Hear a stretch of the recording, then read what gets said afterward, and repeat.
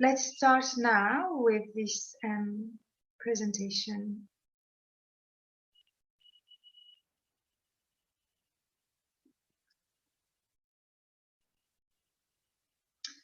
So we talked a little bit, you know, and Mr. Thompson also was able to share a little bit about Abdu'l-Bahá. But, you know, in 1844, actually, Abdu'l-Bahá was born. And if you look a bit closely to your screen, you can see something long like this. And, you know, I didn't say, but the Baha'is of the world, and actually Baha'u'llah has called Abdu'l-Bahá the mystery of God. And it is quite a mystery. And that's why I was telling you it's a bit complex. And you will see throughout the presentation why. Because you see, everything even started with the day he was born. He was born on the 23rd of May, 1844 in Persia. And at that same moment, that same evening where he was born, it was actually the beginning of the birth of the Bahá'i faith. The Bab, who's the forerunner of the Bahá'i faith, who started this movement and who really, the Bahá'i faith started in 1844, that same night Abdu'l-Bahá was born. What was also very strange, friends, is that this is the same night that Morse coded a message and that said, "What hath God wrought?" And this is what he did on this night of May 1844 to officially open the Baltimore-Washington telegraph line. So this is something that he actually took, obviously, from the Bible that says, "What hath God wrought?" And the numbers are 23 from the book of Numbers. And needless to say that this is actually just a little after, a year after the Bab declared his mission in 1844, the Times of London actually spoke of it and made mention of it on the 1st of November, 1845, only a little year after. Because then there was a British mission in Tehran, and it reported all the events that this movement started, which is to promote the equality of men and women, to promote education, to promote cleanliness at the time in Iran. So already we were seeing some glimpses of what this faith was doing in Iran itself. So here, friends, we have a portrait of Abdu'l-Bahá on your left, of his sister in the middle, Bahiye, Khanum. Khanum means lady in Persian, and their little brother, Mirza Mehdi. Of course, Baha'u'llah had other children, but these three are central figures and very, meaningful characters in the life of Abdu'l-Bahá, but also for the Baha'is from around the world. And you can see that this is really the only portraits, some of the few portraits that we have of them. And Abdu'l-Bahá that you see here, and Mirza Mehdi, and probably Bahiye Khanum, these pictures were taken in the mid-1800s in Adrianople, not even in Persia. So I can tell you a little bit about their childhood, perhaps. You know, Abdu'l-Bahá was the son of Baha'u'llah, who was directly linked to a minister of the king of the Shah. And until he's 8 years old, he only knew a life of comfort and of luxury. His mother had button in gold on her clothes and on her robes, and her hands were so delicate and so pure and so white that it's only afterwards that we know, when they have been exiled, how her hands were bleeding from the work that she was doing, because she was not used to it. So what happened at the time is that his parents, Abdu'l-Bahá's parents, Baha'u'llah and his wife, were known as the parents of the poor. Baha'u'llah really distanced himself from this life of luxury to help the poor at the time. So this is in this environment that Abdu'l-Bahá, Bahiye Khanum, and Mirza Mehdi, the name of the little brother, this is how they grew up. At 8 years old, Abdu'l-Bahá saw his father, Baha'u'llah, being incarcerated and imprisoned in one of the darkest dungeons that one could think of, called the Siacha, the Black Pit. And this is where everything shifted. Baha'u'llah was a follower of this movement, you see, that started in 1844, until he declared his own mission as a prophet of God in this prison. Abdu'l-Bahá, at 8 years old, insisted so much to go see his father that he went actually in this dark black pit. And this is actually where everything changed, because as he was going down this horrible prison, he actually, fainted, no? Because of the condition that it was. But it is also said that Abdu'l-Bahá was the first one to recognize the station of his father. At 8 years old, this is when they actually started to become completely lost all their possessions, were sent outside of the city and were living in poverty. And the Persian Empire at the time, rather than actually killing Baha'u'llah, decided to exile him and his family as far as possible. So then it wouldn't be a dramatic circumstances of events where everybody would rally around Baha'u'llah because he had a stature at the time. People knew him very well. So they decided to exile them, which they did. And so what happened is that everybody left except Mirza Mehdi that you see here. Mirza Mehdi stayed behind. So Abdu'l-Bahá is a certain age, and 2 years younger is his sister, and 4 years younger is Mirza Mehdi. So at 8 years old, Abdu'l-Bahá, with his family, with his father, actually were sent to Baghdad. And you see there are 4 different places here that for over 40 years, they were sent because the more they were going to a place, the more their popularity and their kindness and the message of peace, love, and justice was spreading. So the thing is that they were supposed to only stay in Baghdad and perish there, but because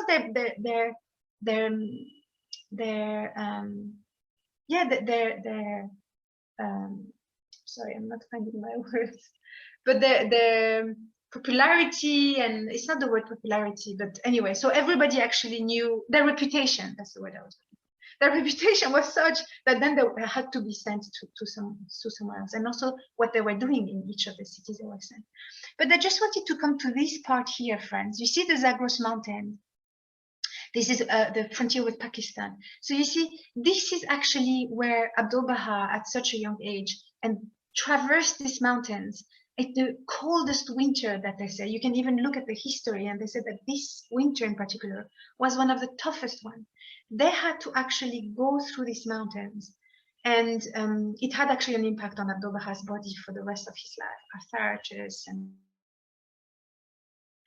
and not needless to say also that as they were traveling from one place to the next, they were spat at, they were considered as the worst prisoners. And this is also when the Persian Empire and the Ottoman Empire united their efforts to send them, you see, to Constantinople, which is Istanbul today, to Adrianople, which is Edirne today, and then finally to be sent to the Holy Land. So how did the Baha'i faith ended up in the Holy Land? How do all these, maybe some of you have been to some of these holy places, the gardens of the Baha'i faith and the shrines where the Baha'u'llah and Abdu'l-Bahá buried, and Bahi'i Khanum and Mirza Mehdi? Well, it's because they were sent, you see, by these 2 regimes. So in Baghdad, they stayed for 10 years. In Constantinople, Istanbul, 4 months, 4 years in Adrianople, and then finally they landed in the Holy Land. Abdu'l-Bahá lived 40 years of his life here in the Holy Land, you see, was exiled for over 50 years. So what has happened here and why the Holy Land is because it was known as the worst penal colony by the name of Saint Jean d'Acre, which is Akka. And so this is why they sent them to say, okay, you know what? Surely when we actually send them there, they will actually perish. There was an edict from the Sultan at the time, Abdullah Pasha, from the Ottoman Empire, who said, whoever mingle with them will actually be put to death and sentenced to death. Whoever talk to them, whoever enter into contact, and you can even read how they arrived. It was actually pretty dramatic. But just to tell you, this fortress, this prison city, it was in such a way that they said that, and so attractive for throughout history, you can see how the Crusaders and the Mulkans and all these different, the Byzantine time, were trying to get to penetrate the city, like a kind of a maiden city, you see, that was impenetrable. Well, the thing is that the Persian emissionary delegation at the time, the Persian representative of the king of the Shah, was writing to the king and said, the condition of this place is so foul and so disgusting. Well, this is not his word, of course, this is what I say, but he says, now his words are that if a bird would fly on top of this prison, he would die, the bird would die right away because it's so foul and the air is unbreathable. So this is the prison where they landed, and for 2 years and a few months they stayed in this prison. And something very tragic happened in this prison that kind of unlocked the doors for Baha'u'llah to be a prisoner with his family, but outside of these prison walls. These were the barracks of the Turkish soldiers, you see, and as they needed it 2 years later, this is how Abdu'l-Bahá actually left. But something very tragic happened, a couple of things. First, I will share with you what has happened to Mirza Mehdi, but particularly here in this room, and remember the state of this room, which is the room where Baha'u'llah actually did something very quite bold for a prisoner. So the picture here is Abdu'l-Bahá and Mirza Mehdi when they were 24 and 20 years old approximately. What has happened, friends, is that Mirza Mehdi, as he joined after 7 years his family, and then they were all together going through all this peripheral, all this voyage. But Mirza Mehdi here was 22, and he was actually walking on top of this roof, you see, and he was pacing up and down. And he would go often to go and pray. And so what happened at the time is that Mirza Mehdi was so enraptured in his prayers that he actually fell through a skyline, a sky, I don't know the word, but through a hole, you know, from the roof. And so he actually fell. And as he fell, there were some wooden piece that actually transpersed his body. And so at the time, everyone gathered around him. And it was in June in 1870. And so Baha'u'llah arrived, his wife, obviously the mother, whether you cannot imagine the state of a mother to see her son, her youngest son in such a way. And so what happened is that Baha'u'llah actually, and you know, in all religions, you have some sort of stories that are very significant, particularly for those who are around, no? And so around them. And so Baha'u'llah actually asked, what would you like me to do? I can save your life if you want. Obviously, Abdu'l-Bahá, particularly Abdu'l-Bahá, would never talk to his father in such a way, begged him to save the life of his brother. The mother, I cannot even tell you in what state she was. But Baha'u'llah asked Mirza Mehdi and said, what do you want me to do? And so he said, I would like you to actually accept my life in sacrifice for this. And I hope that the doors will open and that all the Baha'is can come and visit you and that you can actually leave this prison city. And so this is actually what happened. Mirza Mehdi passed away after 24 hours of agony. And then the few months later, the Turkish Empire said, we need these barracks. Get out of the city, go be prisoner, but in a house.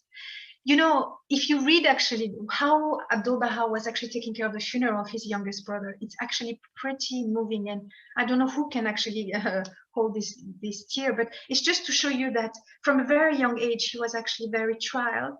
But that also what I didn't mention is that Abdu'l-Bahá, as you see him here, even though he didn't go to school and he did not really mingle in classrooms, obviously, because of the condition, he not only was an example for many, but he was also becoming a sort of a spokesperson for Baha'u'llah, particularly in the Holy Land, where he was between Baha'u'llah and the rest of the world. And so this is actually, he was known as a very, very skilled stallion, and he was very well a horse, you know, riding the horse very well. And sometimes he would even go far ahead of everyone to have Baha'u'llah come then to go through these different places. So what he did, Baha'u'llah, the father of Abdu'l-Bahá, in this room, friends, is that he wrote actually to the king, the monarchs of the world. And he wrote to some of these here that you have a picture of. Abdullah Pasha, the Sultan, the Persian king, Pope Pius IX, Queen Victoria, Napoleon III, the Kaiser, the Tsar of Russia. And what did he tell them? Well, between 1868 and 1817, these 2 years that he was in this prison, that he wrote to them. And he told them that he is actually the founder of this faith, of the Baha'i faith. He called them to turn peace and reduce their armaments, thus relieving the burden of taxes imposed on their subjects. He wrote to Queen Victoria specifically, who was the only one, friends, who actually replied to him in a I cannot say on a kind way. You can find the letter, actually, it's in the British Museum in London. But she actually replied to him and said, you know, whatever you are saying, if this is true, then, you know, just continue. But what he told her is that he praised her for the British system of parliamentary democracy and commended her for abolishing the slave trade. This letter was really strongly aligned with the occupation of the time, no? and that it really, again, talked about the systems of governance to all the different, kings and rulers of the world. He talks about the benefit of international peace, the burden of taxation, and how corruption can frustrate efforts about bringing reform. A small passage I can read for you. Baha'u'llah wrote, "Be vigilant that ye may not do injustice to anyone, be it to the extent of a grain of mustard seed. Trade ye the path of justice, for this verily is the straight path.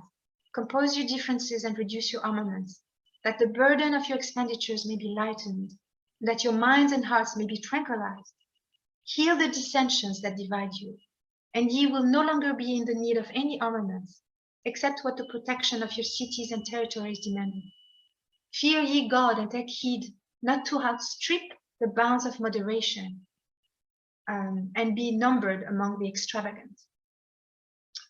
So this is in this context that then Baha'u'llah and his family left the prison city of Akko and then were put outside of the city. But Baha'u'llah died as a prisoner, even though he was in a house. No, today you can actually visit the last house that he occupied. It's in Bahá'i, and you are really welcome. And I pray one day you can actually go and visit, because this is the most tranquil and calm and serene place. Actually, Bahá'i in Persian means delight. It's really a place of delight, friends, and you can Google it and you can see how the Bahá'i gardens look like there. I just wanted to mention this because Abdu'l-Bahá, has written a couple of he didn't write books, but he was actually, all the talks that he gave, some Westerners have captured these talks. But there are two books for sure that I would like to draw your attention on. This one here in 1875 is called The Secret of Divine Civilization, you see, and it was a treatise written by Abdu'l-Bahá that his father asked him to write at 31 years old. And first, when he actually published it, it was anonymous. Why? Because he addressed the rulers of Persia in this book, and he told them, he first analyzed Persia, and he said that it's declining, and he said that it's relative to other nations, Persia is declining, that there is poor governance, a lack of education that actually bring an ignorance of scientific advances, that Persia today is rejecting innovation, and that it actually contributes towards the atrophy on the life of the mind. So he encouraged the people of Persia in these treaties to be open to other countries, to be open-minded to new ideas, while stressing that spiritual qualities can assure the strongest foundation for social progress. In 1892, and this is the title that says, that he was the head of the Baha'i faith from 1892 to 1921. Well, this is how it happened, you see. It's because his father passed away. So Abdu'l-Bahá became the head of the Baha'i faith, not because he decided to do so, but because his father told him to do so. Imagine if Buddha, Muhammad, Moses, or Christ would have left a will and testament and said, you must now follow him or her. Well, the truth is that maybe we wouldn't have as many problems today. But the truth and the matter is that if the purpose of the Baha'i faith, and this is really it, friends, and the cornerstone of all the teachings of Baha'u'llah that I mentioned so far are around this oneness of humankind. Well, of course, that this faith will not know any dissensions. Although at the beginning in this time, a lot of family members of even of Baha'u'llah and Abdu'l-Bahá tried to break this faith. Well, they were not able to do so. And the more the years pass by, the less people we have that actually stand up and say, follow me. And no one really, it's so infinite that it's not even, a need to mention it. But what happened then is that everybody then started to turn around Abdu'l-Bahá. Abdu'l-Bahá was the center of the covenant between the Baha'is and Baha'u'llah. He was also an exemplar, and as I shared with you also, Baha'u'llah calls him the mystery of God, and you will see throughout the presentation maybe why he was a mystery. You can be sure that he was. So here he becomes the head, you see, of the Baha'i faith. And we are actually called then to reflect on the strength of this covenant, you see, during these next few days, the Baha'i community and their friends, and to see, well, why was it unique? You know, why was he the center of authority? And how was he able to establish unity? And how can we actually follow in his footsteps? You see, that's why he's a perfect example. And you see how he was talking and who he was talking to, and what he was doing with his deeds as well. So so if we are promoting oneness of humankind, it would be really unfortunate if the Baha'i faith was disunited. Well, it's not, you see, because of Abdu'l-Bahá. So imagine an 8-year-old boy, friends, that actually entered into prisonhood, let's say. Well, he was that age here on the right, you see, when he came out of prison at 64 years old. Here, this picture was taken a couple of years later in Paris. When he writes about himself, Abdu'l-Bahá, he never talks in glorious terms, but he says that he's a governor general. He was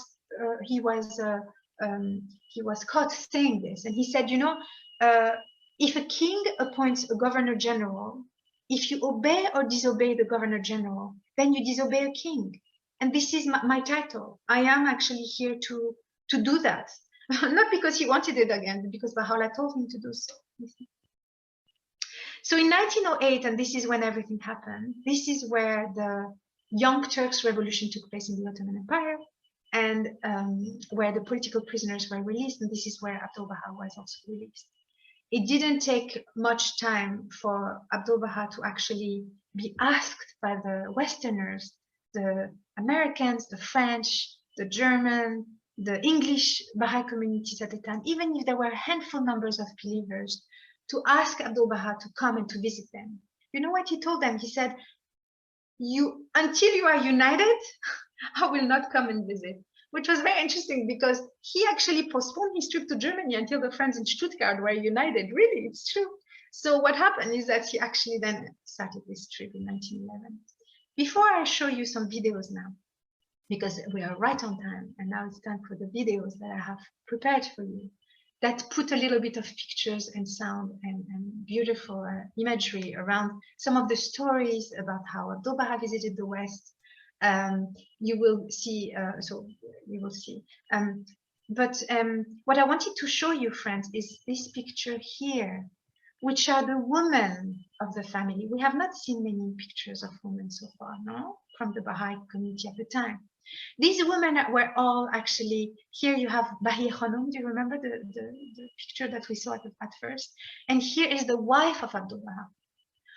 Who do you think, friends, was the head and was holding the fort as Abdu'l-Bahá was in the West for these years?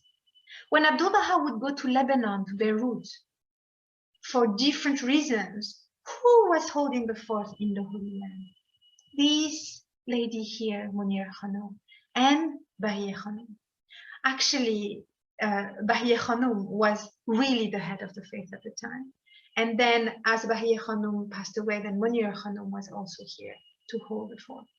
The rest of the ladies here, I do not know, but I know that there are 4 daughters of Abdu'l-Bahá. He had more, but some passed away.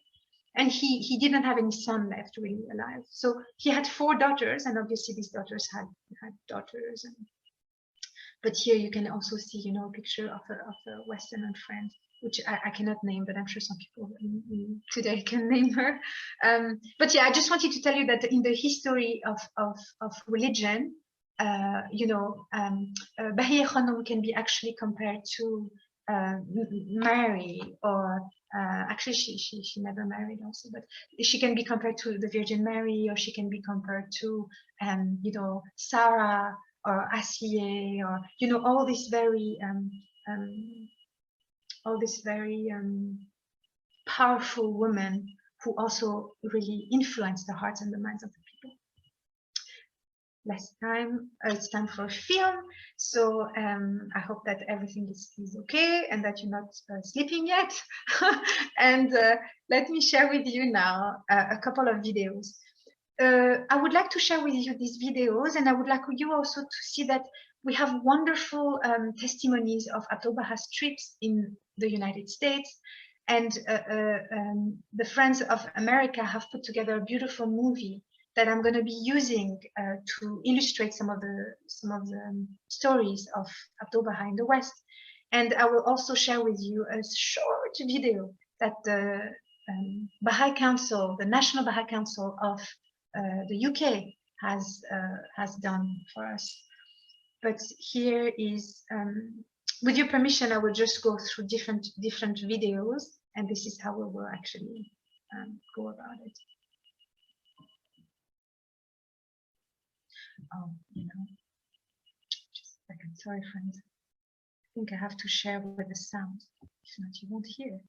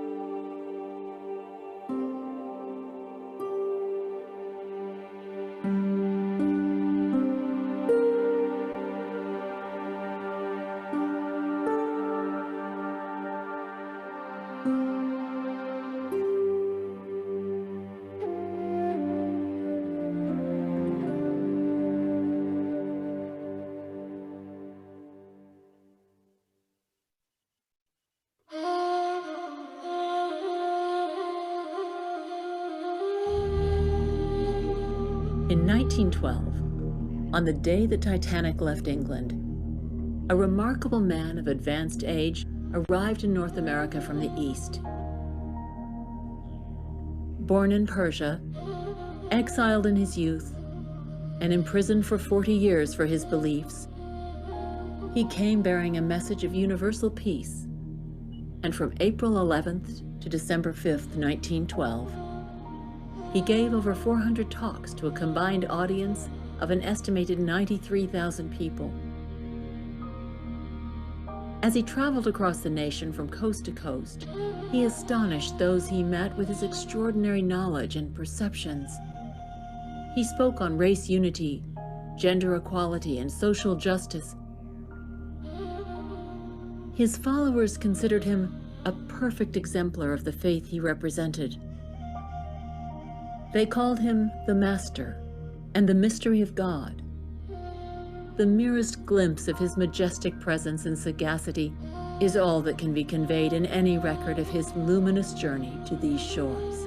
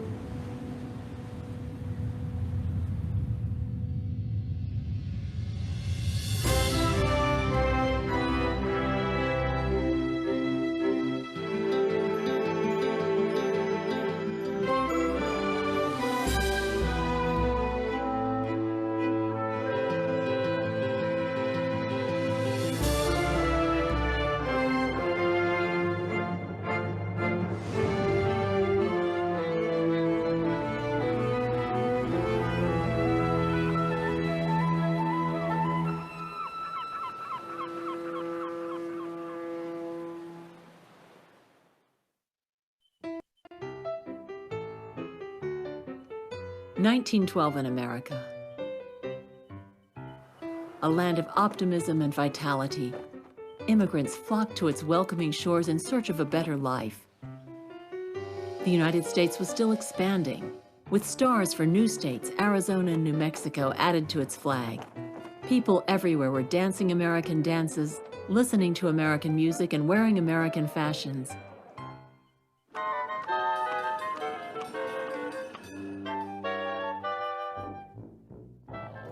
The first eastbound transcontinental flight was made. Columbia University established the Pulitzer Prize for Journalists. Universal Pictures became incorporated as the nation's first movie studio.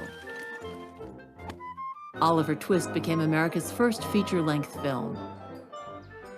A woman named Juliette Gordon Low made news when she founded the organization that became known as the Girl Scouts of America. The 5th Olympic Summer Games were held in Sweden, with Americans winning the most gold medals.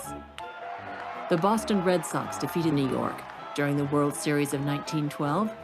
Some of the games took place in Fenway Park, which opened earlier that year. 3,000 cherry trees were given by Japan to Washington, D.C. to symbolize optimism and friendship. But there were problems as well. Undernourished and unhealthy, children worked long hours in mills and mines.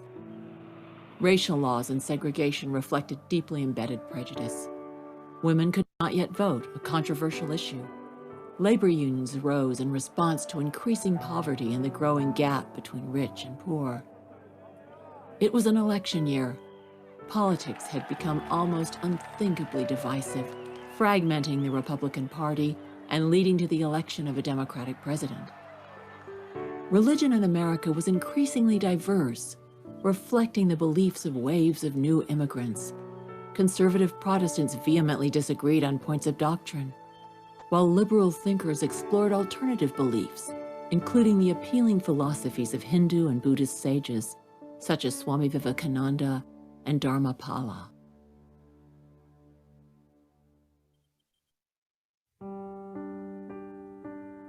Abdu'l-Bahá entered this compelling scene as the leader of an emerging independent religion. Born in Persia in 1844, he was given the name Abbas Effendi, yet preferred to be known as Abdu'l-Bahá, servant of glory. He was the son of Baha'u'llah, the revealer of a new universal religion, the Bahá'i faith. Abdu'l-Bahá was the first to recognize the spiritual station of his father, and thus the first Bahá'i. In 1892, Baha'u'llah passed away. It was in his will and testament that Baha'u'llah appointed Abdu'l-Bahá as his successor. He called Abdu'l-Bahá the center of his covenant. This covenant with his followers was to assure that power struggles would not mar the goal of unity among the believers. It would safeguard the Baha'i faith from splitting into divisions. After 40 years of confinement in the prison city of Akka, he was liberated in 1908 by the Young Turk Revolution.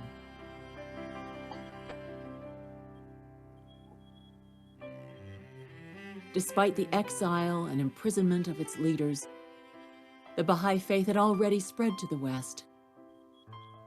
American Baha'is, such as the philanthropist Phoebe Hearst, made the arduous journey to the Holy Land to see him. Others waited eagerly for his visit to America.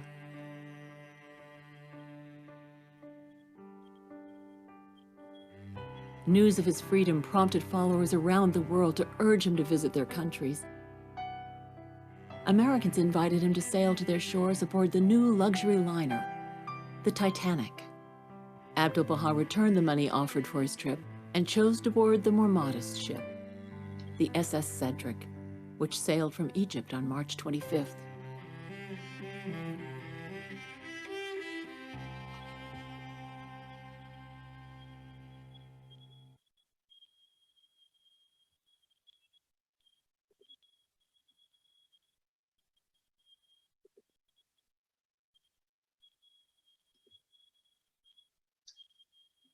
Friends, I'm very happy to see that many other people have joined us for this talk.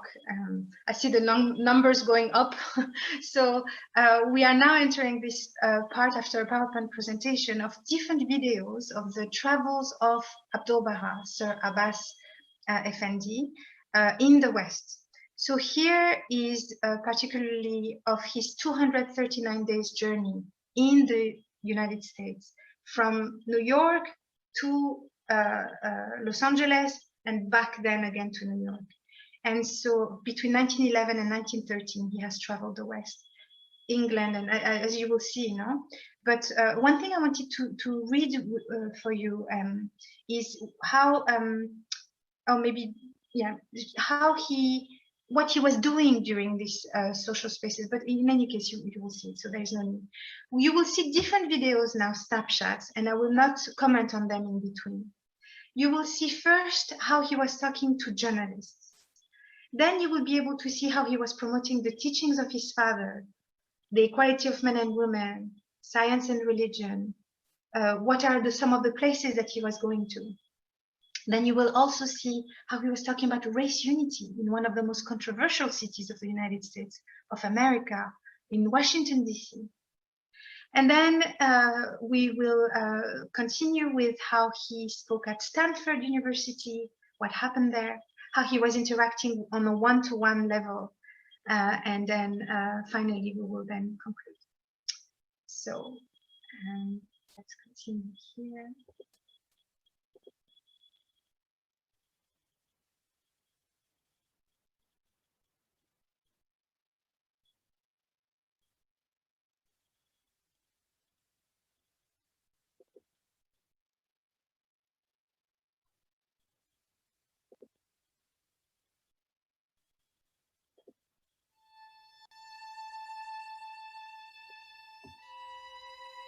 On the evening of April 10, 1912, the SS Cedric anchored outside of New York, ready to sail into the harbor the next morning.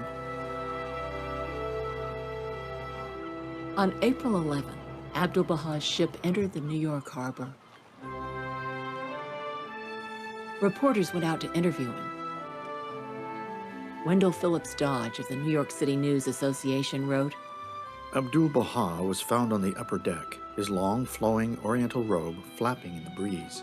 His face was light itself as he scanned the harbor and greeted the reporters. When the ship drew abreast of the Statue of Liberty, Abdu'l-Bahá held his arms wide apart in salutation and said, "There is the New World symbol of liberty and freedom. After being 40 years a prisoner, I can tell you that freedom is not a matter of place, it is a condition. When one is released from the prison of self, that is indeed a release." Gazing at the skyscrapers, he said, "These are the minarets of Western world commerce and industry. They seem to stretch heavenward in an endeavor to bring about this universal peace for which we are all working." Other journalists quizzed him. "Why have you come to America?" He replied, "To visit the peace societies of America, because the fundamental principles of our cause are universal peace and the promotion of the oneness and truth of all the divine religions." Concerning women's suffrage, Abdu'l-Bahá remarked, "The world in the past has been ruled by force, and man has dominated over woman by reason of his more forceful and aggressive qualities. But the balance is already shifting. Force is losing its dominance, and mental alertness, intuition, and the spiritual qualities of love and service in which woman is strong are gaining ascendancy." Many Baha'is and others came out to meet him. Abdu'l-Bahá asked that they meet him later. Then, with a small group of companions, he stepped onto the shores of America.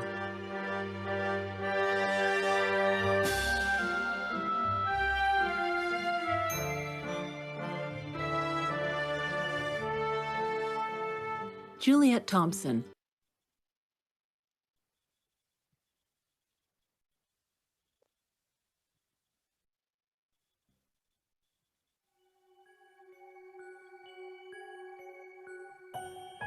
Abdu'l-Bahá elicited journalistic curiosity and sometimes skepticism. Mary Williams, a rare female newspaper columnist who wrote under the name Kate Carew, was famous for her acerbic portraits of celebrities. Following a surprisingly respectful interview at the Hotel Ansonia, Abdu'l-Bahá invited Carew to his next engagement. Tenderly grabbing her hand and ushering her to a waiting automobile, Carew caught herself thinking about how this astonishing hand-in-hand encounter with an old Persian gentleman was material for a gently mocking anecdote. Just then, the master said to me in a gentle but firm voice, "Remember, you press people are the servants of the public. You interpret our words and acts to them. With you is a great responsibility. Please remember and please treat us seriously." Abdu'l-Bahá escorted Carew to the Bahá'i mission, where he spoke to hundreds of impoverished men. Tonight I am very happy, for I have come here to meet my friends. I consider you my relatives, my companions. Jesus Christ has said, "Blessed are the poor." It was the poor who first accepted him, not the rich. Your lives are similar to his life. Your attitude is like unto his. Therefore we will thank God that we have been so blessed with real riches. I ask you to accept Abdu'l-Bahá as your servant.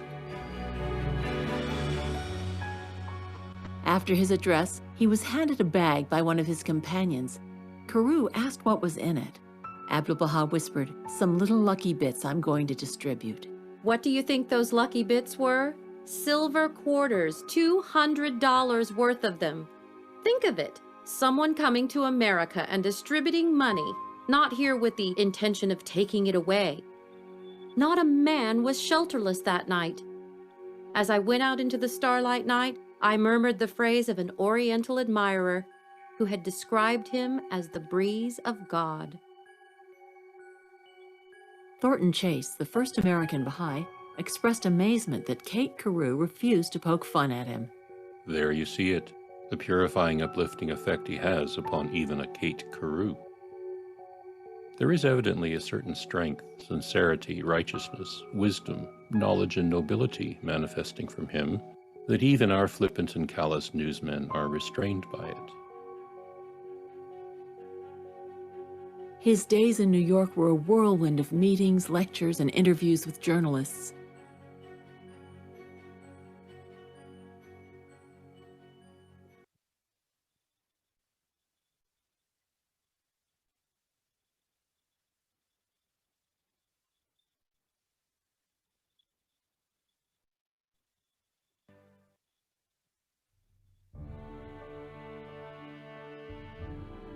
On April 20th, Abdu'l-Bahá traveled to Washington, D.C.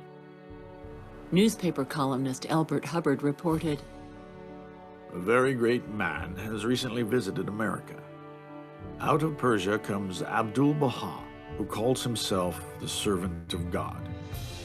This man is the modern Messiah. He meets all classes and kinds of people.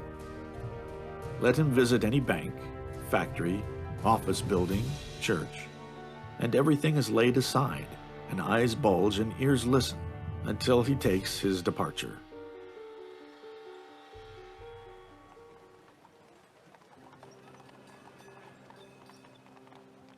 Agnes Parsons, the daughter of a military officer who had fought under General Custer, married into wealth and with a circle of prominent friends, had made a pilgrimage to Akka in 1910.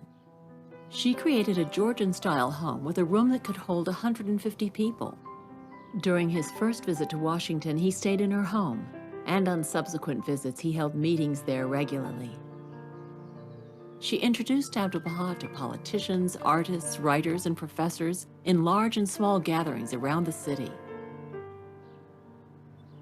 On April 26th, he entertained numerous visitors, including the U.S. Treasurer Lee McClung, who later recalled, "I felt as if I were in the presence of a great prophet. Isaiah, Elijah. No, that's not it. The presence of Christ. No. I felt as if I were in the presence of my divine Father." He addressed capacity crowds at President Taft's All Saints Unitarian Church and the prestigious Continental Hall of the Daughters of the American Revolution, sharing the platform with reformers like Samuel Gompers and DAR President Julia Green Scott. Before an audience of 3,000, including young suffragette women, he spoke on the importance of women's rights and received a standing ovation. One of the teachings of Baha'u'llah is equality of rights for men and women. When he promulgated this principle in the Orient, the people were astonished. One of the proofs of the advancement of women is this magnificent building and this large gathering. When he spoke of the necessity of giving women the same training as men, applause was thunderous. One newspaper had reported, Abdu'l-Bahá, leader of the Bahá'i movement, in his last public address in this city, last night at the Memorial Continental Hall, made a plea for the equality of man and woman.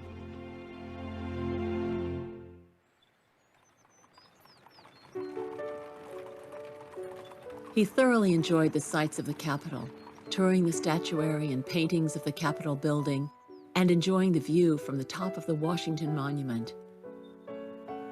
One night he toured Washington's most ornately embellished edifice, the Library of Congress, with Mr. and Mrs. Parsons. They rode the elevator to look down at the reading room, and he examined bronze busts around the rotunda. The library superintendent appeared and ordered the lights left on until Abdu'l-Bahá finished his tour. Despite a relentless schedule, Abdu'l-Bahá made time to go with Agnes Parsons to the Arlington National Cemetery to chant a prayer and place roses at her parents' grave. Alexander Graham Bell, inventor of the telephone, was captivated by Abdu'l-Bahá and invited him to address the scientific society he served as president, where members shared their discoveries. Abdu'l-Bahá spoke of the importance of science.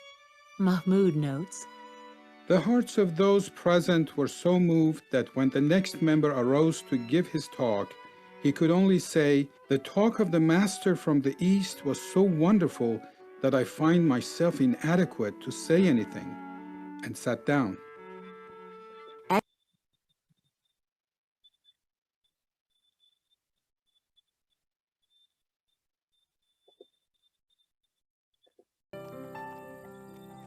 Louis G. Gregory, an African-American lawyer and descendant of slaves, became a Baha'i in Washington in 1909. Abdu'l-Bahá encouraged him to become the means whereby the white and colored people close their eyes to racial differences and behold the reality of humanity. Gregory facilitated integrated meetings, though some opposed. In 1911, he went on pilgrimage to Akka, and Abdu'l-Bahá encouraged him to confront racial divisions with love and patience.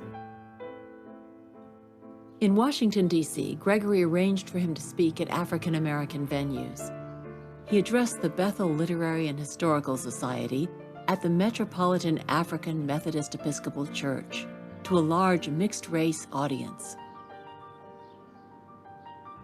At Rankin Chapel of Howard University, America's premier Black university, Abdu'l-Bahá proclaimed to over 1,600 faculty and students how the oneness of humanity transcends race. Today I am most happy, for I see here a gathering of the servants of God. I see white and black sitting together. There are no whites and blacks before God. Strive jointly to make extraordinary progress and mix together completely. He gave the diverse audience a new vision concerning the possibilities for unity and the advancement for people of color. Abdu'l-Bahá then went to the Persian legation for a luncheon with some people prominent in the social and political life of Washington. Beforehand, Abdu'l-Bahá asked Louis Gregory to meet with him at the legation, prolonging their talk until luncheon was announced. Washington was a thoroughly segregated city, where African Americans and whites did not dine together. When Abdu'l-Bahá led the guests to the dining room, Gregory stayed behind, planning to slip away quietly. Abdu'l-Bahá arranged the place of honor at his right for the African American lawyer, and then Khan hurried off to retrieve Gregory before he left the building. Once everyone had been seated, Abdu'l-Bahá rose, stated he was very pleased to have Mr. Gregory there, and then, as if nothing unusual had happened, spoke on the oneness of humankind. Gregory himself later wrote that Abdu'l-Bahá made everyone feel perfectly at ease by his genial humor, wisdom, and outpouring of love. Accompanying Abdu'l-Bahá in his travels,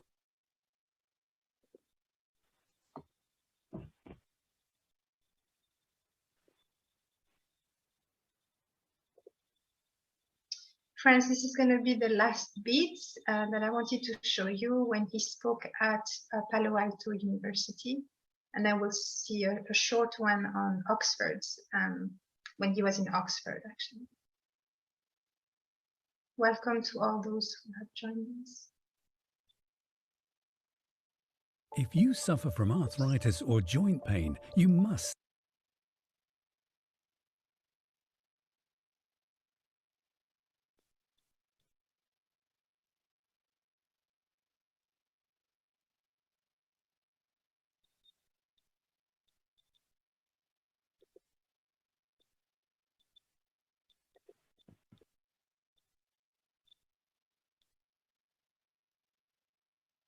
continued his lifelong service.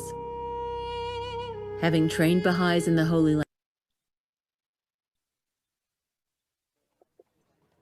David Starr Jordan, the president of Leland Stanford University, came to see Abdu'l-Bahá, inviting him to speak at Stanford. On October 8th, Abdu'l-Bahá took the train to Menlo Park near Palo Alto, then rode by carriage to Stanford University, where he gave a stirring address to around 2,000 people, including students, teaching staff, administrators, civic leaders, and prominent people. Scholar H.M. Balyuzi describes the speech as one of the most powerful of his ministry.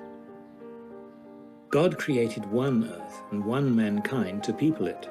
Man has no other habitation, but man himself has come forth and proclaimed imaginary boundary lines and territorial restrictions. We live upon this earth for a few days and then rest beneath it forever. So it is our graveyard eternally.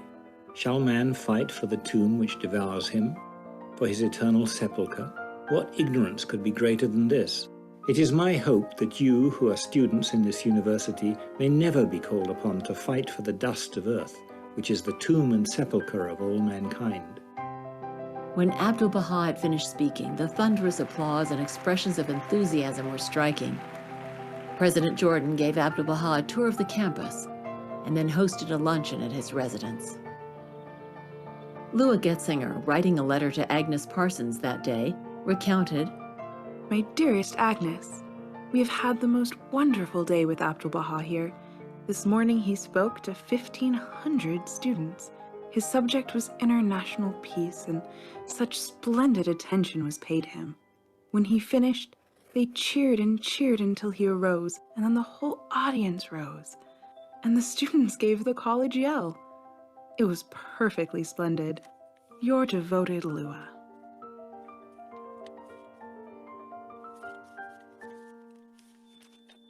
An entire edition of the Palo Alton was devoted to articles concerning Abdu'l-Bahá's visit, with transcriptions of his talks on peace and unity.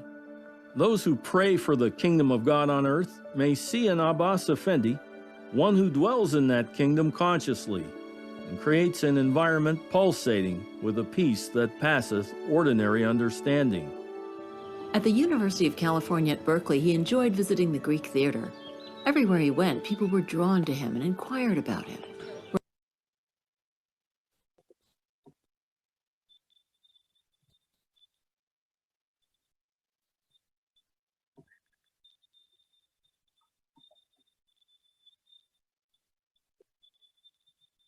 Okay, so until this comes up again. Apologies, friends.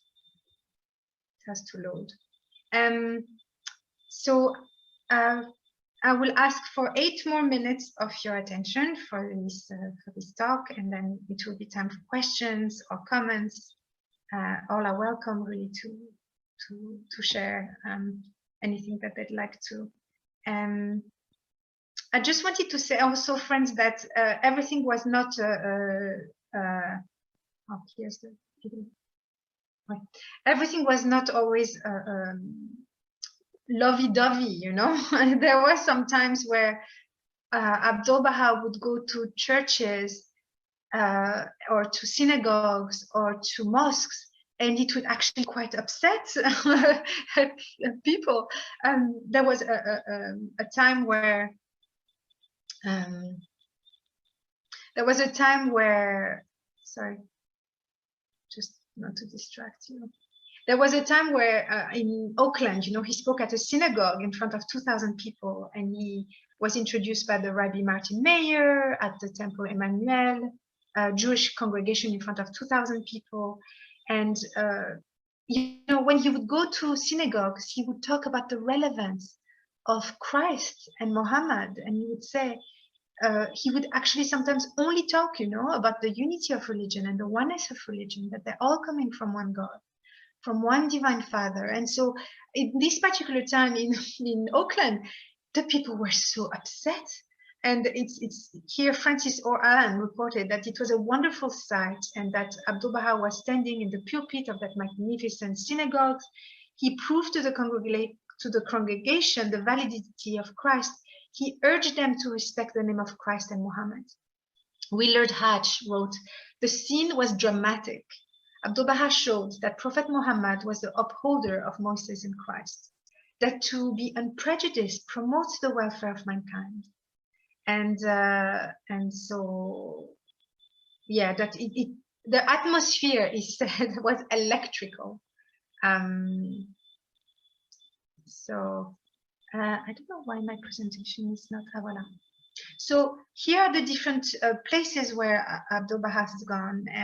In France, this is a portrait that was taken in Paris. You know, Abdu'l-Bahá was not fond of pictures, friends, but to a certain extent, when he was in England, as the paparazzi were actually taking pictures, this beloved Lady Blomfield, that I will share with you her picture, she actually said, "Abdu'l-Bahá, please, let's just go take pictures, like, you know, official pictures of you, because all the pictures in the press are not good.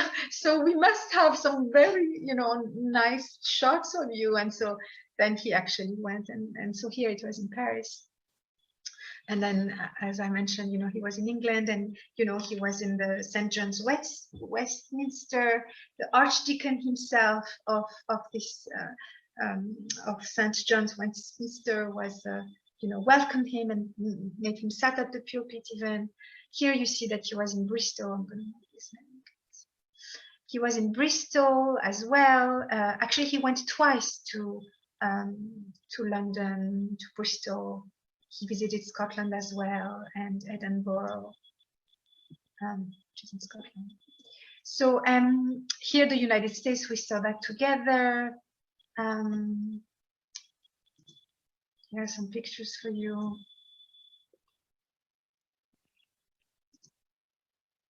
So yeah, as I was saying, you know, he would really go to these different holy places to really promote this idea of that we all belong to one common humanity, one shared humanity.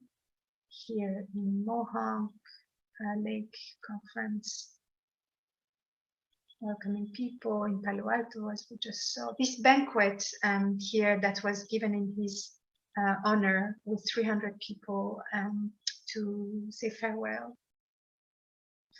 He then boarded again the Celtic. So you see, he arrived in 1911 in England. Then he went back to Egypt, France, and then he went to the US. And then when he came back again, he visited again London. And this is where he went to Scotland, to Germany. Voila, here, 1912, 1913.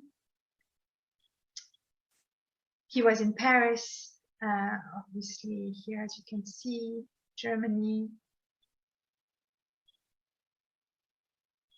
Hungary and Austria.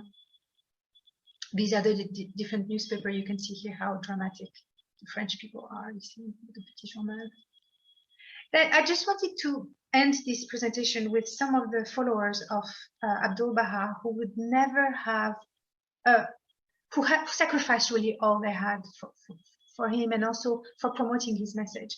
Sarah Louisa Blomfield was the friend of Emily Pankhurst, and this is how they connected, you see, with Abdu'l-Bahá, or had many,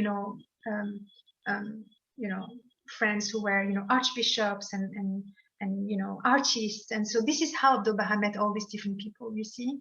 So Sarah Lady Blomfield, I encourage you to look at her life and to also,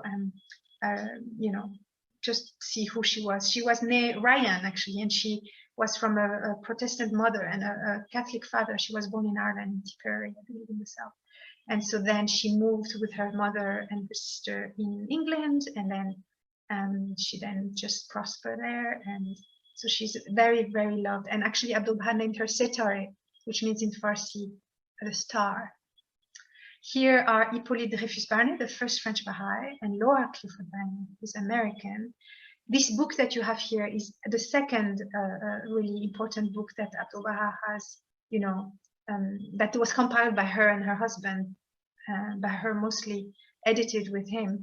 But this is questions that she was asking him, particularly about Christianity, you know, and about different questions. And this is some answer question that is a very, very important book, because it was sealed by Abdu'l-Bahá as well. No? He actually acknowledged and edited some of the answers also that she took. So, and here, friends, I just wanted to also bring your attention to these three people that are called the luminaries, the three luminaries. And these were very prominent Baha'is, Westerners who, George Townsend, as you can see, Ireland, Thomas Beckwell, England, and Dr. John Esselman, Scotland.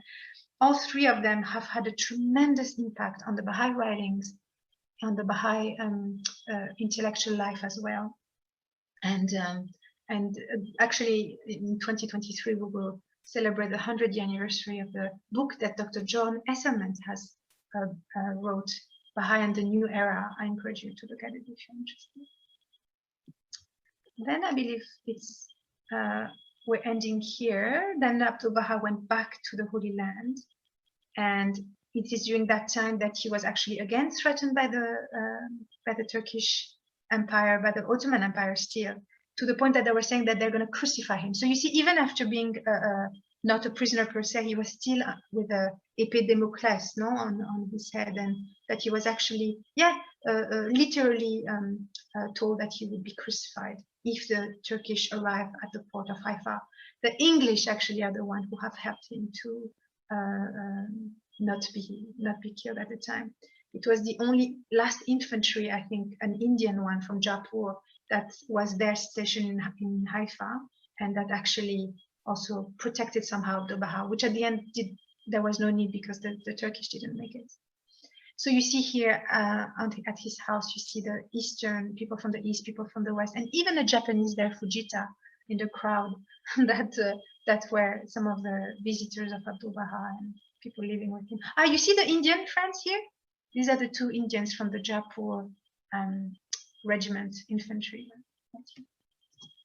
I'm going to end here very quickly, because if not, Pauline will not be happy, although she smiles a lot. This is actually 1920 that Abdu'l-Bahá was awarded, you know, by the British government, the title of Knight of British Empire, right before actually during in 1911, so it was before the First World War. Abdu'l-Bahá encouraged some of the Baha'i farmers to actually start to plant some grains and, you know, have food, and to not sell it, but to keep it. And it's only then, after the war and during the war, that actually a great famine started in the region, and Abdu'l-Bahá was able to feed everyone. So this was in recognition for feeding not only the people of the land, but also the soldiers, no, that were there from every nationality. This is the guardian of the Baha'i faith, who became then after the head of the faith, until we had now the House of Justice. And he actually also studied in Oxford. Abdu'l-Bahá in the Holy Land. I used to work not right across the street actually from this. This is the only street in Israel, France, that is called the Persian Street, the street of the Persian. Ha-Parsim, the road of the Persians. I'm pretty sure it's the only one. And actually there's a road also called Abbas Street, which is in memory of Abdu'l-Bahá. And just to end here about how he passed away. Friends, he passed away here the 27th November 1921.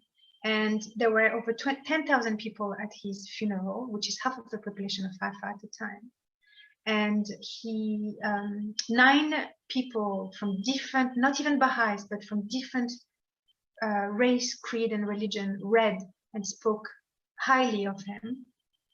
And here actually it's from the building where I used to actually work, and you can see they're all men, but the women are across the wall, as you can see.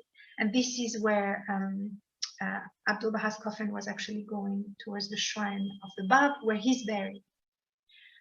The funeral on Mount Carmel, you can see all the people for the procession were there. Tributes were offered, of course.